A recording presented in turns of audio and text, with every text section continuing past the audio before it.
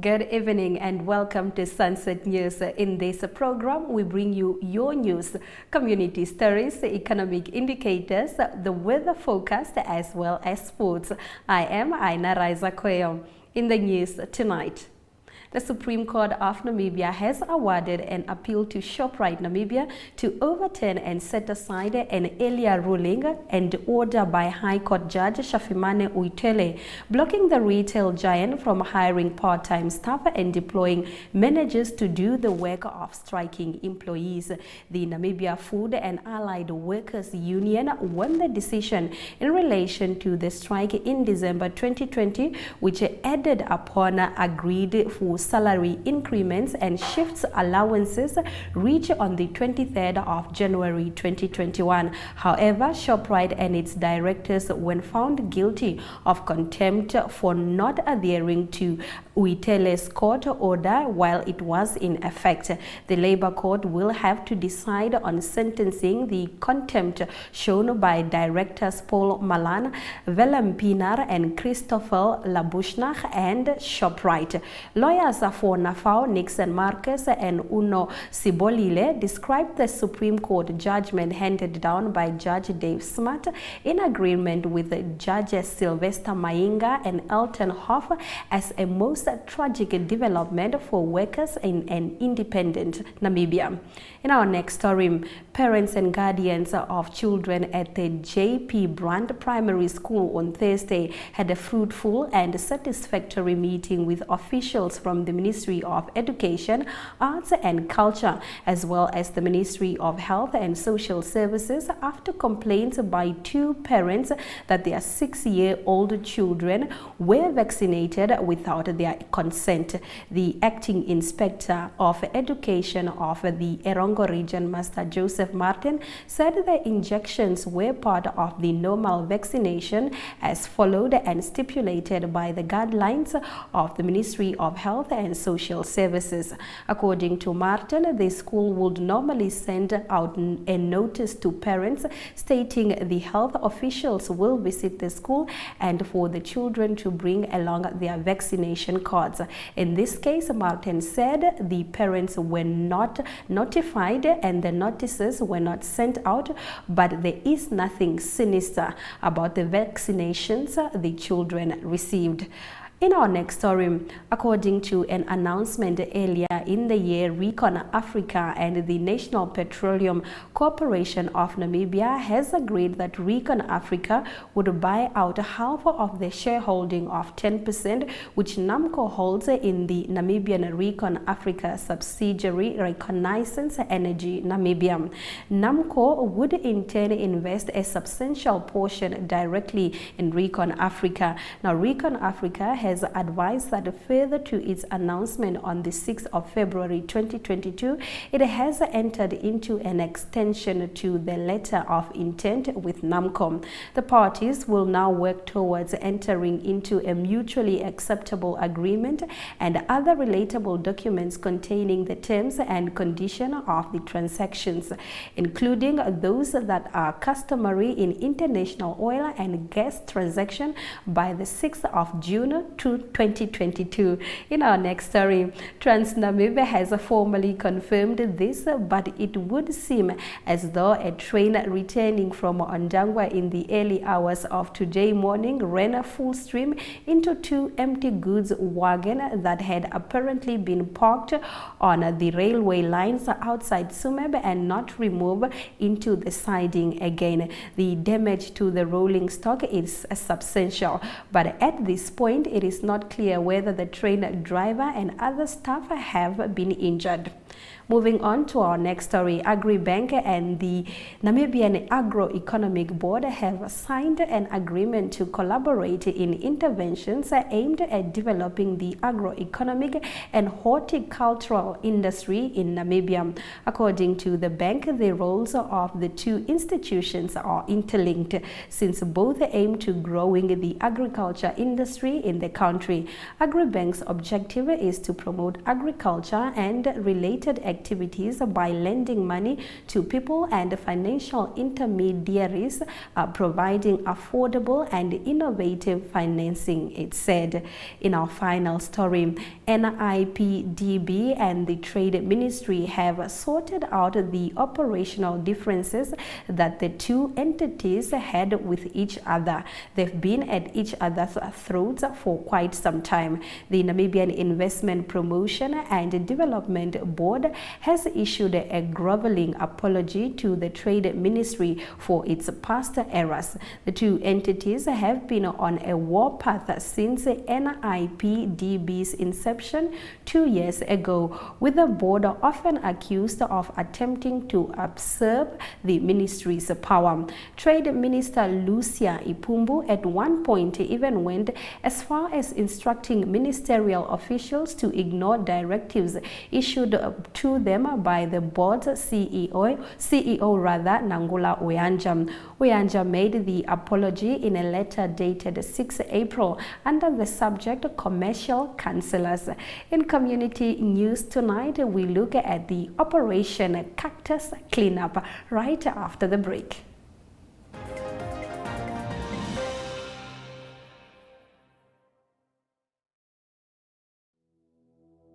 Have you received a loan from NSFAF?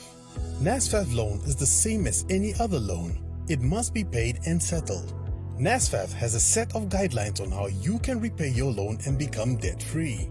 Therefore, it is important that you, a former beneficiary and a responsible Namibian, show your patriotism by helping pay back your loan and thus helping NSFAF become a revolving fund for the benefit of future potential students.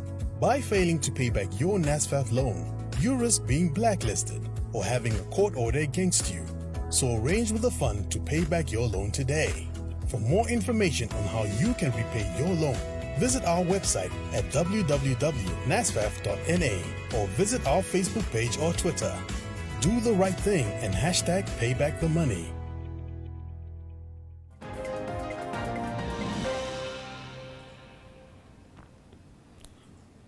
Happy Friday. Let's get into the community talk. Cactus Cleanup Namibia will take to the streets again tomorrow to remove as many invasive plants as possible and ask the public to join them. Yolanda Nell has more. Cacti are not a rare sight in Namibia. For some, they are a beautiful ornamental plant, but for Gunhilde Voogts, the plants are a dangerous invader species. Having founded Cactus Cleanup, she is committed to removing these plants that place indigenous vegetation in danger. The idea that a cactus is dangerous is not far-fetched. After all, they do have spikes that can hurt you.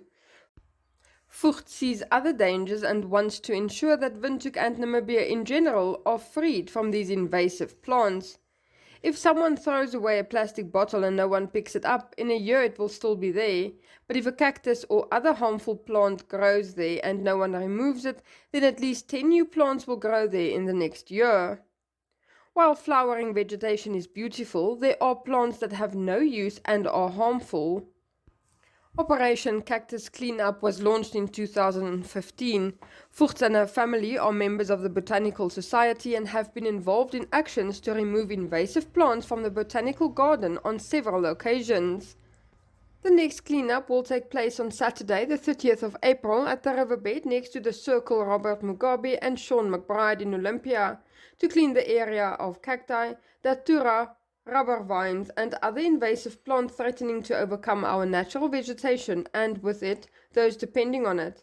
Cactus cleanup workers fight against invasion every day and have put in a lot of effort to rid the Windhoek area of invasive plants, but sometimes help from the public is needed. For those who are joining, please bring garden scissors, buckets, strong gloves, strong shoes, cardboard boxes, hat and sun protection, together with water and a snack to keep the energy and sugar levels up. The cleanup will start at 9 a.m. and will conclude at 1 p.m. on Saturday afternoon. For more information, contact Natalie on 081 593 6144. In our story of the day, we look at a controversial parliamentary debate when we return from the break.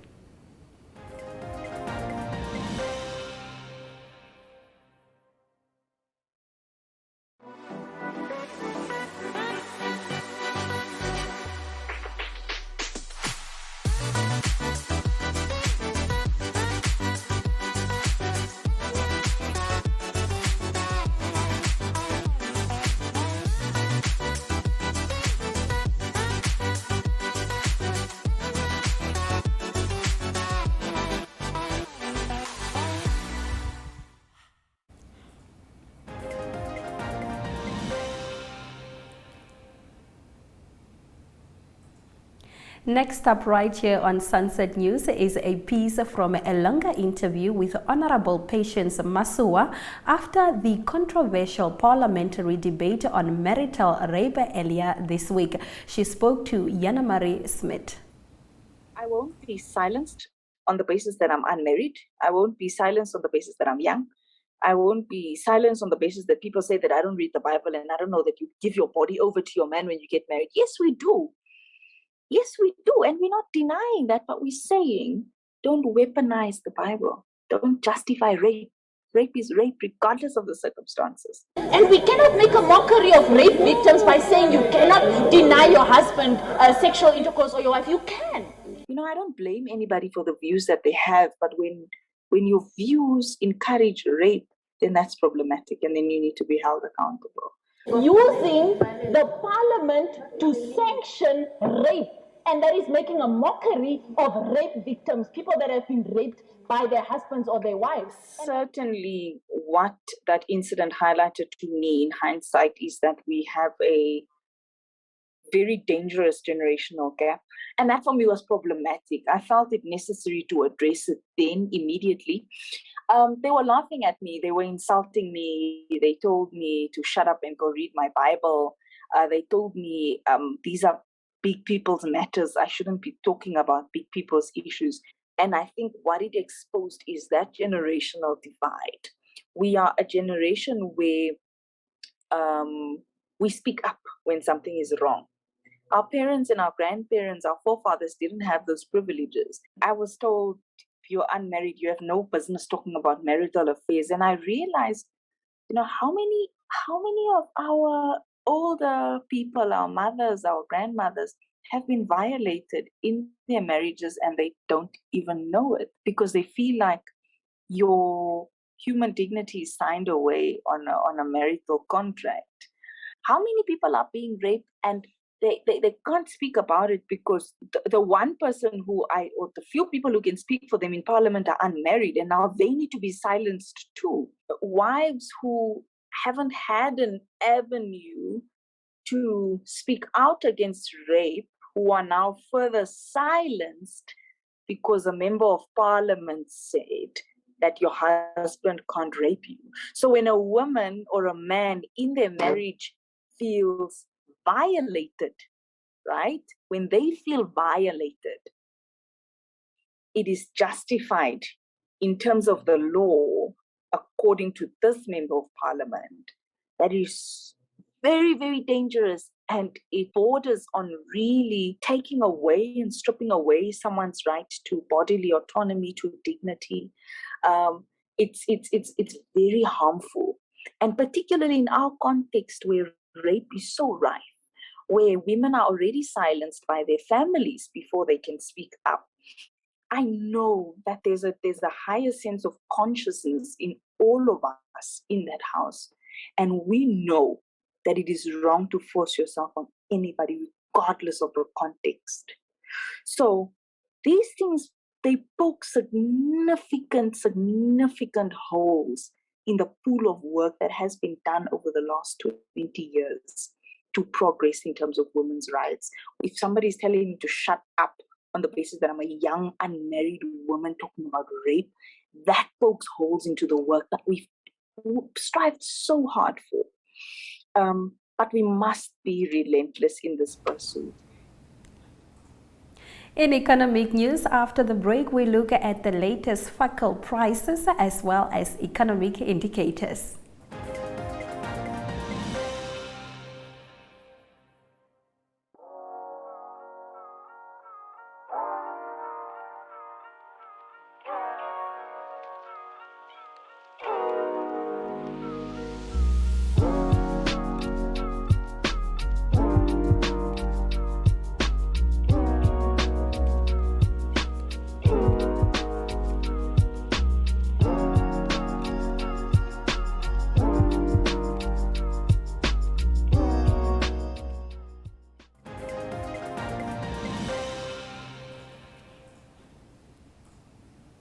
Thank you for watching Sunset News. Tonight in economic news, the Prime Minister of Mines and the Minister of Mines and Energy has announced that the price of petrol will reduce by $1.20 per litre and diesel only by 30 cents effective as of the 5th of May 2022. The new fuel prices at Walvis Bay, which is the port of entry, will become 17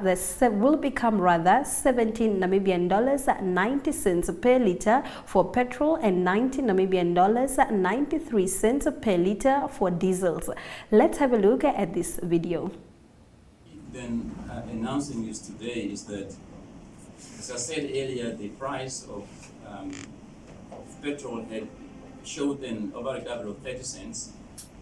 But because of the relief that we got temporarily from these levies, we are announcing that we are going to reduce the petrol price by $1.20 and that of diesel unfortunately by 30 cents because, as you say, there was already an under-recovery and therefore we could not really, from the levies that we got a relief on, we could not unfortunately on the diesel apply much of the decrease, but at least there will be a 30-cent decrease in the petrol of diesels.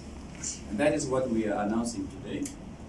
Now, obviously, the question still then comes, this is temporary, so what happens in the next 3 months? We hope that the demand supply of the oil will stabilize a little bit, and therefore we continue to see that decrease in the crude oil. Next up, let's have a look at economic indicators. The Namibian dollar strengthened against all major currencies.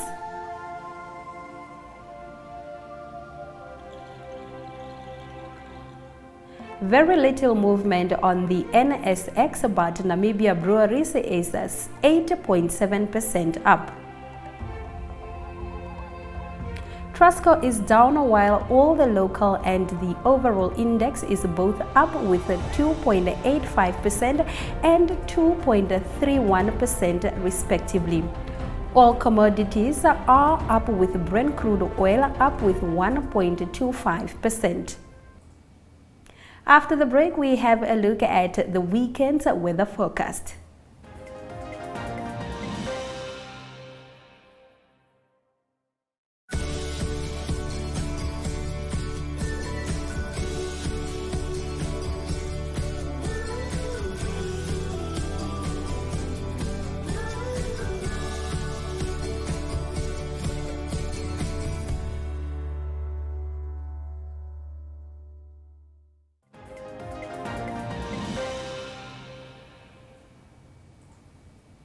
We predict beautiful weather over the weekend. Now let's have a look at tomorrow's weather.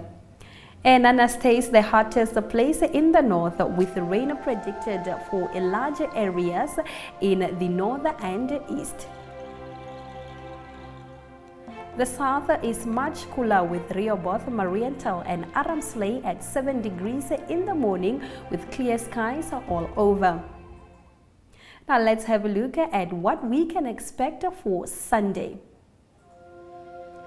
Enana stays very hot at 39 degrees. Windhoek varies between 14 and 28 degrees. The Central Coast varies between 13 and 22 degrees while the south stays cool, especially in the mornings. Now, in the international news slots, we learned that the EU began funding for the AU's peace and security initiatives.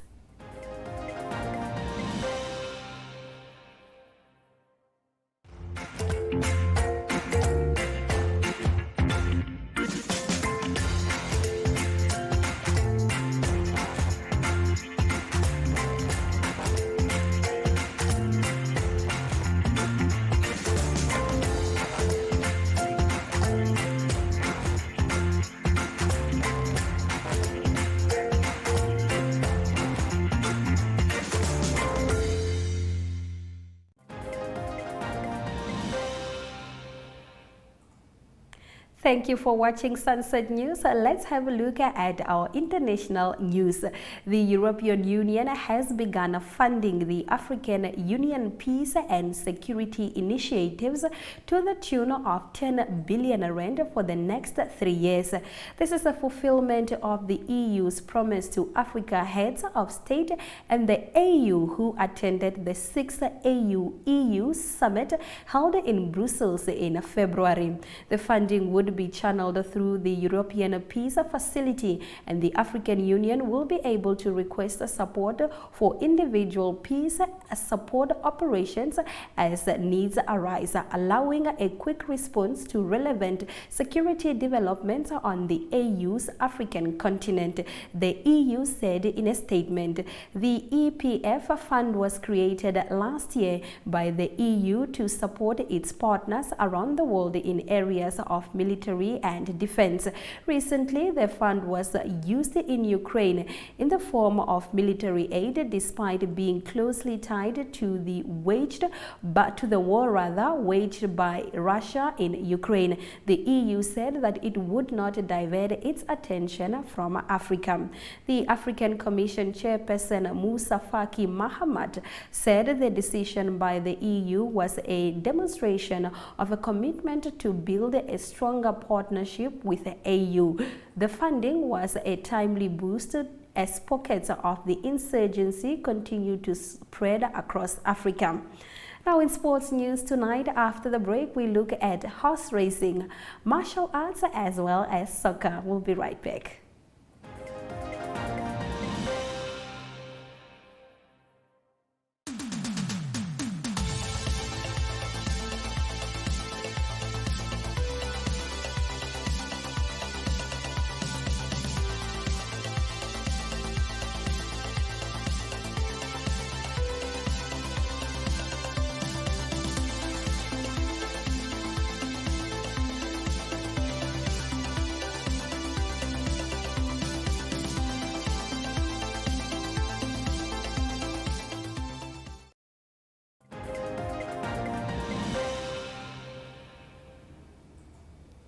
Happy Friday, and here is sports news.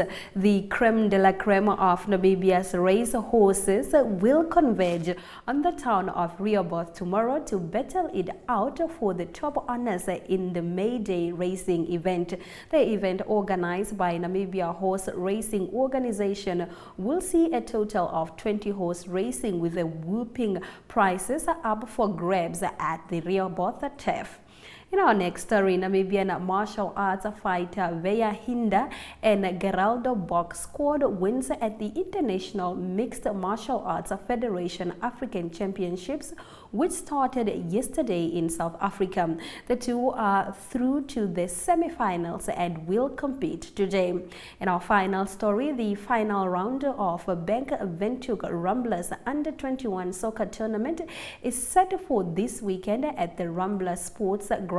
The matches started today and will end tomorrow. Now, after the break, we bring you the highlights. Stay with us.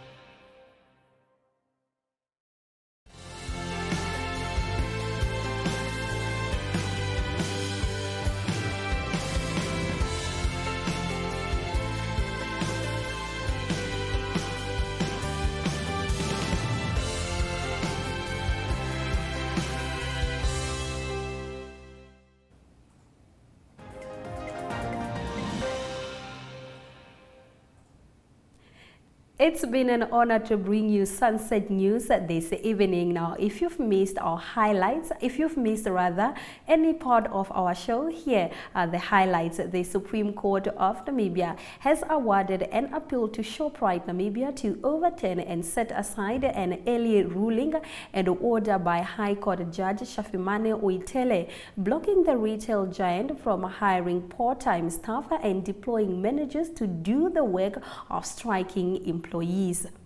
The acting inspector of education of the Erengo region, Master Joseph Martin, said the injections were part of a normal vaccinations that are followed and stipulated by the guidelines of the Ministry of Health and Social Services. According to Martin, the school would normally send out notice to parents stating the health officials will visit the school and for the children to bring along their vaccination cards. In this case, Martin said notices weren't sent out, but there is nothing sinister about the vaccinations the children received. According to an announcement earlier in the year, Recon Africa and the National Petroleum Corporation of Namibia has agreed that Recon Africa would buy out half of the shareholding of 10%, which NAMCO holds in the Namibia Recon Africa subsidiary Reconnaissance Energy Namibia. NAMCO would turn investment a substantial portion directly in Recon Africa. And with that, we've come to the end of tonight's broadcast. Make sure you join Sunset News on Facebook and all of NMA's platforms on weekdays, as well as on our website, which is called oneup2.com. Sunset News screens on DSTV channel 285 as well as GoTV channel 94 every weekday from 7:30 to 8 p.m. My name is Aina Raizakwea. This has been Sunset News. Don't end your day without us. Good night and happy weekend.